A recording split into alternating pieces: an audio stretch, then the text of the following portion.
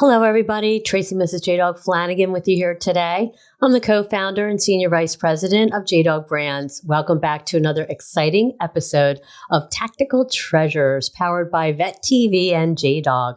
Our podcast gives veterans, mil spouses, active military members, and military family members a voice in the veteran space to speak about their service, how they're affecting their communities post-service, and they share with me a tactical treasure from their past that has shaped their journey in their military career, business, or life.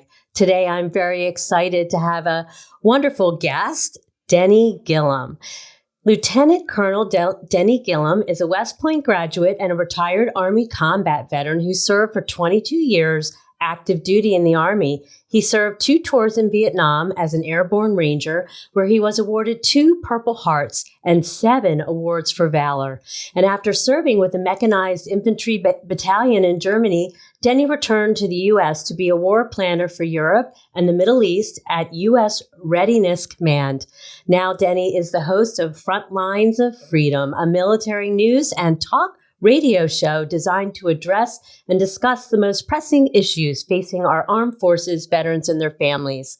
Hi, Denny. First of all, thank you for your wonderful service, sir. And it's so great to have you with us on the podcast today. Hey, thank you. I'm looking forward to this. This should be fun. Yeah. So, wow, what a very decorated military career you've had. So I wonder if you could share with us what inspired you to go into the Army and to be a part of West Point, and anything in your wonderful career that possibly impacted you in a good way. Well, I'm the weirdo in my family. I'm the first one in my direct line, as far as we know, to ever serve in the military. Had a lot of cops, but not in the uniform. I guess I was the strange one. My grandfather was a police officer killed in the line of duty. My uncle was in the FBI for a full career and all that kind of stuff. But I don't know what attracted me to the Army, but I did take Army ROTC in high school. And that sort of got my attention, I guess. I went to West Point, which was a huge goal. I had to try a couple of times before I got in. It was just everything that I really wanted. I mean, it was the honor code, the mission, the motto of duty, honor, country, the structured life. I mean, that's what I was looking for. And while I do tell people that I graduated at the very top of the bottom third of my class. So I wasn't the greatest cadet that ever was, but I did all right. I did fine. I learned a lot, and I really established a lot of my values and life goals, I guess. There were sort of 3 things that happened in my life that helped me become who I am, I guess. When I graduated from West Point, I wanted to go in the infantry, and they let me go in the infantry. The 2 schools we went to immediately was Airborne and Ranger schools. I wanted to go to Airborne and Ranger schools for a lot of reasons, not the least of which is I was afraid of heights. And I figured jumping out of airplanes and rappelling off mountains wouldn't fix that. It probably wasn't fixable. And I could tell some pretty funny stories about my first time jumping out of an airplane. But we won't go into that too much. But after that, things got a lot better. I'm not comfortable with heights, but I can handle it. Yeah. So that worked. And Ranger School taught me that I could push myself physically harder than I thought I could.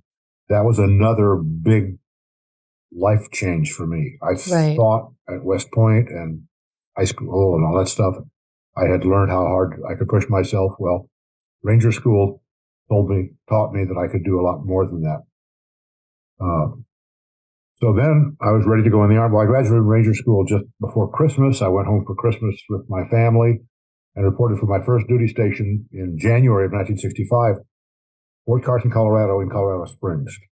That's where I wanted to go. It was my first choice. I was a rifle platoon leader in a mechanized rifle platoon. Dream job, had a really great platoon sergeant who helped me learn how to be a good officer.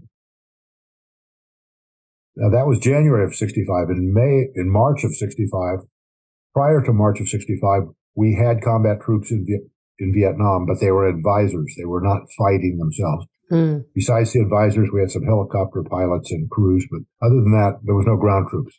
In March, they started putting the ground infantry in Vietnam. So I volunteered to go. And in June, I got my orders to go in October. And on the next to last day of June, I got set up on a blind date. Young lady was a school teacher from Ohio, attending a summer seminar in Colorado Springs. I don't recommend this for everybody else, but it took me 2 weeks to propose marriage. It took her 2 more to say yes. And 1 week after that, her seminar was over and she disappeared. Oh, no. So not exactly the ideal situation. So I was allowed 30 days of leave before I went to Vietnam. So in the middle of September, I drove my car to Ohio, where she lived, to meet her family and to spend time with her and leave her my car. And boom, I went off to Vietnam, where I served as a rifle platoon leader in combat. And I found out that that was something I was good at. As a result of 6 months of that, I was pulled to be an aide to a general, which scared the heck out of me. I'd never been around generals before, but I found out they were just people too. Came home, married my sweetheart, we got assigned to Fort Campbell, Kentucky, the 101st Airborne Division. I was soon promoted to captain and was given command of an airborne rifle company. That's the dream job for all infantry officers. If the dream job is to be in command of an airborne rifle company, for all kinds of reasons, not the least of which includes jump pay, which is almost half the money you're making. So I was just married to my sweetheart, and 2, I was given the best job in the Army. And 3, I had some really good people in the company to, again, help me do a good job. 1 year later, they deployed the whole division to Vietnam. So I was over there again. I contend that one of the reasons that my marriage has worked so well, it's been over 56 years now, is because for 2 of the first 3 years we were a couple, I wasn't gone. I was gone. So she got to be impressed with the cool guy, but I wasn't there to ruin the picture. That may or may not be true, but I think it didn't hurt.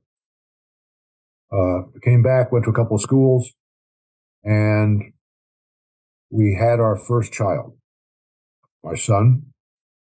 And at the same time, some friends of ours invited us to a Bible study. There's an organization called the Officers Christian Fellowship, which is basically home Bible studies. Mm-hmm. And we started going to that. And as a consequence of that, long story short, both my wife and I made a very strong commitment of our lives to serve God. So if we put the values at West Point, the physical thing at Ranger School, and the spiritual thing then, those are the things that made me who I am. Right. I'm far from perfect, but I am very comfortable with who I am. And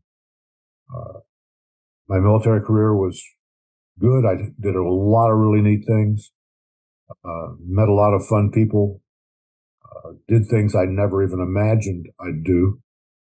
But life is just good. Right. I had to decide whether or not I wanted to get out of the Army or after 20 years or stay in and go for the general thing. Since I was promoted very fast, senior rank was available. But I really thought I didn't want to fly a desk in the Pentagon. I didn't want to do those things. And so maybe it was time to get out and spend time with family. So one of the things you mentioned, I was a Mideast war planner in Tampa, Florida. One of the things they asked me, they told me, this is before I decided to was going to get out or not. They wanted me to run an ROTC unit. I thought that was fine. And they offered me Michigan Tech in the Upper Peninsula of Michigan. Well, I asked my wife, and she said, anywhere that has good summers. So I called up to Michigan Tech and talked to a sergeant. And finally I said, okay, Sarge, here's the key question. What are summers like up there? Oh, And he paused, and then he said, Colonel, I can't tell you because I overslept this year and missed summer. oh my gosh. So I declined Michigan Tech, and they gave me the University of Tampa. Well, that was right where I was anyway, and they have good summers down there. They have 2 seasons in Florida, hot and humid. Right. But there's certainly is warmth. Yeah. So that was interesting. I enjoyed it, and I was still trying to decide what to do. And one day the phone rang, and I was told that I was coming to Michigan. I'm in Grand Rapids right now. I was an Army advisor to the Michigan National Guard, and coincidentally, as in the National Guard, of course, it covered the whole state. My wife's brother became the basketball coach at Michigan Tech. Oh, And I wow. thought, well, we're in the same state. We'll see all his games. No, it's about 20-hour drive to there. Oh, no. So we saw all the games he played near us. And I retired at that point because we fell in love with West Michigan. We loved the culture. We loved the seasons. Don't need quite so much winter, but I couldn't find any place to turn it down. But I just absolutely loved what I was doing. Had a chance to do a couple of good things once I retired. The coolest thing that happened was, everybody knew that I had been a war planner, and twice a year, something, a radio station or a TV station would call me up for a 5-minute interview on something, particularly going on in the Middle East. But one day the phone rang, and it's Wood Radio is the biggest news talk in West Michigan, and they said, "We want to do a military talk radio show. Will you host it?" Well, I had never done anything like that in my life. That was a shocker. But I have a good friend whose name is Dave Reaver. He, like me, is a Vietnam vet, and he is an evangelist now. And Dave has a favorite answer when somebody offers him something that he would like to have. And that answer is, "Let me pray about that. Amen, okay?" And so that's what I said. It took us most of a year to put the show together and figure out how to do it. We had a sample show run and submitted it for the Michigan Association of Broadcasters to see what they thought. It took all the golds, so it looked like we had it. And so finally, in the first week in June, 16 years ago, the show started. So this coming June, the first weekend is the show's 16th anniversary and my 82nd birthday. Oh, So wow. we're celebrating together. Congratulations. And So the that's show's sort of a- Frontlines of Freedom, right? Frontlines of Yes. Freedom. Yeah. We're the biggest military talk radio show from the point of view of we're on, I think the last count was 199 stations across the nation. Oh, wow. I wonder where number 200 is. I'd like to. You'd like to push get that there, over. right? Yeah. Hello, listeners and viewers. I want to talk to you about Grunt Style merchandise. I love it. I have a whole drawer dedicated to just Grunt Style shirts.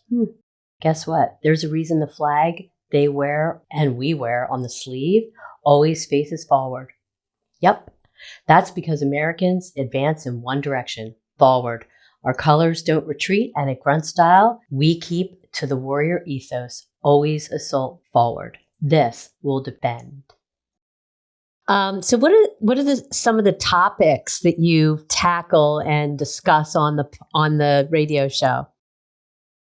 Well, one of the things that I was sort of advised when we were going through all this was that there are a number of military talk shows, but very often it's a couple of GIs talking about what we did in the mess hall and how much fun it was in the firing range, and remember the time that we kidded somebody. Mine is more We do a little GI talk, but very little. I talk about foreign policy, defense policy, homeland defense, veterans issues, VA, and we get people in to interview on things. Recently, I mean, there's so many things to talk about now, unfortunately. Right. But the economy of the nation is certainly affecting our military. Sure. Not to mention the ability to maintain a nice life for people in the military, since that's going apart. Yeah. The COVID-19 and the wearing masks and all that stuff, and required shots, and throwing people out of the military because they wouldn't take the shot. That has been a big issue, and it's still one we haven't given up on. Right. The fact that the government says that one of the biggest military issues is global warming or climate change, despite the fact that there's science to the contrary. Those are topics we discuss about, as well as leadership, as well as just dealing with the southern border. There's a huge issue because we also relate very close to law enforcement. Yes. We're very much alike, law enforcement, and like I said, my family culture is law enforcement. Indeed, I don't know how he did it, but my baby boy, about 2 weeks ago, turned 51 and retired from the local police department. Oh, wow. How can your kid grow older when you don't? Well, I think I figured it out. Those sneaky rascals, they do it a day at a time so you don't notice it. Right. I agree. So yeah, that's really amazing. The topics that you talk on, and I can't say that I've really heard or seen a radio show that deals with those type of issues. Hello, viewers and listeners. Thank you so much for tuning into this episode of Tactical Treasures, where we are speaking with Lieutenant Colonel Denny Gillem, who is a West Point graduate and retired Army combat veteran who served for 22 years active duty in the Army. He is also the host of Frontlines of Freedom, which is a weekly 2-hour syndicated military news and talk radio show. Hosted and produced by veterans, designed to address and discuss the most pressing issues facing our armed forces, veterans, and their families. Frontlines of Freedom addresses and covers a wide range of topics, including the current war and military readiness, military families, veterans activities, and homeland security issues. Frontlines of Freedom can be found at www.frontlinesoffreedom.com and can be heard every week on radio stations all across the country. Now, back to the podcast. So, can we dive into your treasure? I would love to hear your treasure. What do you want to share with us today? Well, there's several things. Probably the biggest treasure is the three things I already shared, the things that helped me find out, decide who I am. The West Point value system, the Ranger physically, and the spiritual commitment to God. But I tell people that, I've been a talk radio host for a long time, and before that I did speaking. Getting me to talk is not hard. Getting me to shut up is hard. And so the delight of my life really is Frontlines of Freedom, the radio show. It's a 2-hour show once a week. The team that I've got of guys and gals that help me make this thing work. We basically try to do all the recordings on Mondays and Tuesdays on Zoom, of course. That gives my editors a couple of days to clean things up and put the ads and all that kind of stuff in. It hits the satellite about midnight Friday and plays across the nation on the weekend. And being able to talk about things that are important and that usually are not discussed or not discussed from the direction that I come by the mainstream media is certainly the thing that is just delightful to me. The fact that people are actually listening. I mean, getting people to talk is never a problem, but actually some people are listening to it. Right. That's delightful. And we also try to get some more different perspectives. You know, there's actually more than one way to see most issues. I know that that's not politically correct to say that. But it's actually true. Very true. Well, and maybe I shouldn't say this either, but there's a difference between men and women, really. Yeah. So these are the kinds of things that I delight in that probably under any other environment, I wouldn't ever be speaking much about. You know, I might speak at an event 1, 2, or 3 times a year. That's very different than every week, nonstop, keep it going. And there are so many good people out there that whose information I can read. You know, there's a lot of things that are going on in our country that are goofy, but there's an awful lot of things going on in our country that are just great. And I enjoy being around. When I say being around, often it means reading or seeing a podcast or something of that nature to get other people's perspective on things. I love the fact that I can and am open to multiple perspectives on things. I taught American government at local college for about 15 years. I retired a couple of years ago. Oh, wow. And I was surprised how few college students knew anything about American government. And indeed, one of the things I have often talked about is a question I would always ask the first day of class at some point was, why do we celebrate the 4th of July? And in 15 years, I had one student who knew. I had a number of students who could say, well, it's Independence Day. And I'd say, okay, what happened on Independence Day? Why do we call it that? Most of them never heard of 1776. Oh, my Never gosh. thought about the fact that Continental Congress passed the Declaration of Independence. One guy and he was 40 years old. Wow. So I sort of have a new passion now of challenging parents to make sure they're role model for their kids, knowing about our country, read the Constitution, read the Declaration of Independence, know what it says. Right. So I guess that's, maybe I got not quite on the track you were looking for, but those are the things that just delight me in life, right?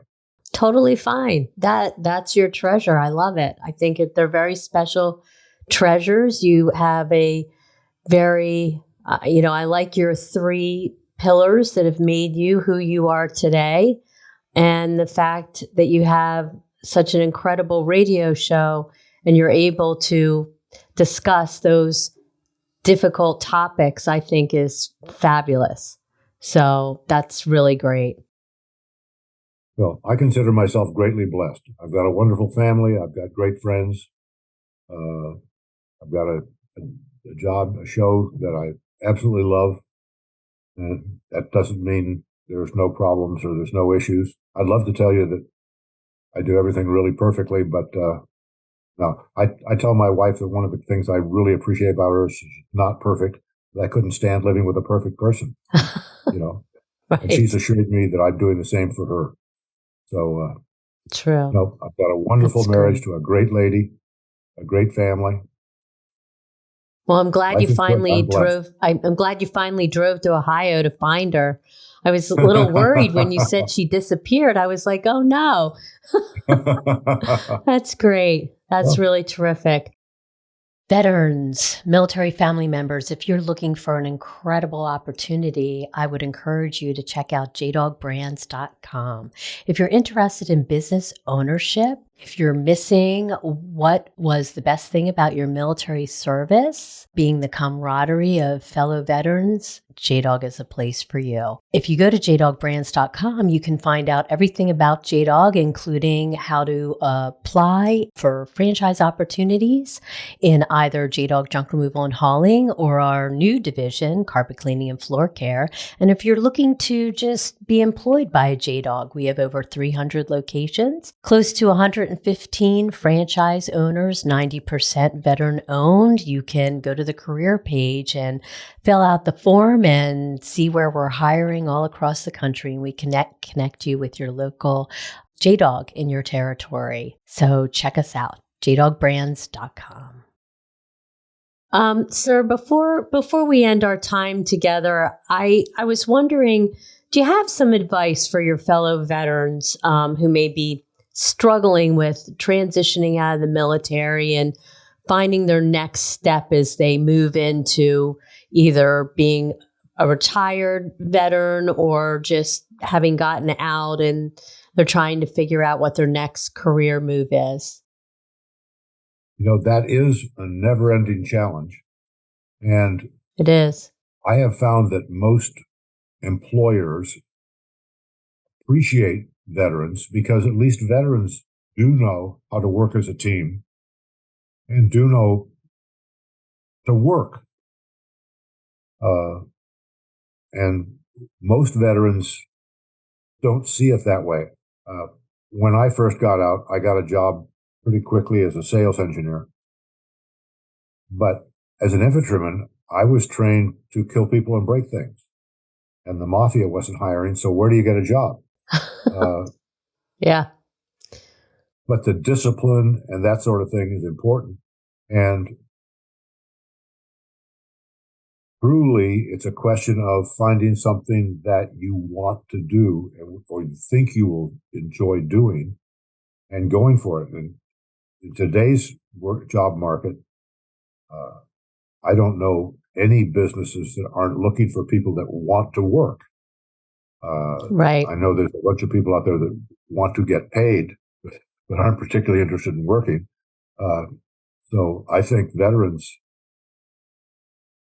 should have the comfort of knowing they are coming in with huge credentials, even if it's in an area like I had never been in sales, and I had a degree in engineering from West Point. I had never worked as an engineer, but I went to work as a sales engineer and did very well. After a few years, I decided to do something else, but that was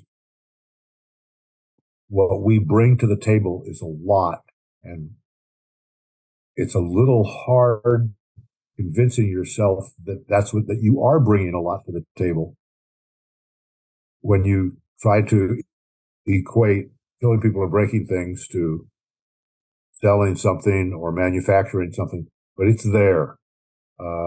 Veterans should feel proud that they have something they can do. And the only thing you have to learn is how to talk in American, not in military language. The average guy doesn't know or care what your MOS was, military occupation specialty. Right. He wants to know what you did in plain English. So if you can wash the military slang out, you've got a very good job of getting almost any job, I think. I hope that speaks to your issue. Yeah. Well said. I agree wholeheartedly with what you're saying. Well, sir, thank you so much for coming on Tactical Treasures and sharing your wonderful story and just loved hearing the amazing things you did in the Army. Really wonderful. And your treasure is very special. Thank you so much. It was my pleasure. Thank you. God bless you. And sir, if people are interested in listening or finding your radio show, how would they go about that? The website is frontlinesoffreedom.com. Okay. You can find all the radio stations listed there. We're in 40 states and plus DC and Guam. Wow. But as soon as the show plays for the last time on Sunday night, it's posted immediately on the website as a podcast. So someone can, if you don't have a station near you, you can always go grab the podcast, or you can go to a radio station in your community and help me get my 200th station. That way, we both win. Okay. All right. Well, viewers and listeners, you heard it. Help them get that 200th station. That's great. That would be a delight. Yeah. Okay, and sir. If you're interested, my team has put together a book. It's called Frontlines of Freedom, and the authors are Frontlines of Freedom, if you go to Amazon. And it's a call to action book on returning America to its standard values. Oh, wow. Available on Frontlines of Freedom or on Amazon. And I wrote a book called The Smiling Ranger, which is a series of short stories, of mostly funny short stories of my time in uniform. I never did take myself really that seriously unless someone was shooting at me. Okay. That's great. That was fun writing. It was fun living. Oh, wonderful. All great books. I love it. Thank you so much, sir, for coming on and sharing everything. God bless you. I appreciate it. This is awesome. Okay. All right. God bless you. And God bless you and your lovely wife. Take care. Thank you, ma'am. Hello, viewers and listeners. Thank you so much for tuning into this episode of Tactical Treasures Podcast, where we have just been speaking with Lieutenant Colonel Denny Gillem, who is a West Point graduate and retired Army combat veteran who served for 22 years active duty in the Army. He is now the host of Frontlines of Freedom, which is a weekly 2-hour syndicated military news and talk radio show, hosted and produced by veterans, designed to address and discuss the most pressing issues facing our armed forces, veterans and their families. Frontlines of Freedom addresses and covers a wide range of topics, including the current war and military readiness, military families, veterans activities, and homeland security issues. Frontlines of Freedom can be found on www.frontlinesoffreedom.com and can be heard every week on radio stations all across the country. Also, if you happen to not have a radio station that he is on close to your location, you can go on after the airing and check it out on the website, and it appears as a podcast. Also, from the makers of the Frontline Freedom radio show, American veterans share their ideas on how to save America. It's a book that can be purchased on Amazon, so definitely check it out. Denny has also authored a book called The Smiling Ranger, also being able to be purchased on Amazon. It is humorous short stories about his military career. So thank you so much for tuning into this episode, and we'll see you next time. Bye-bye.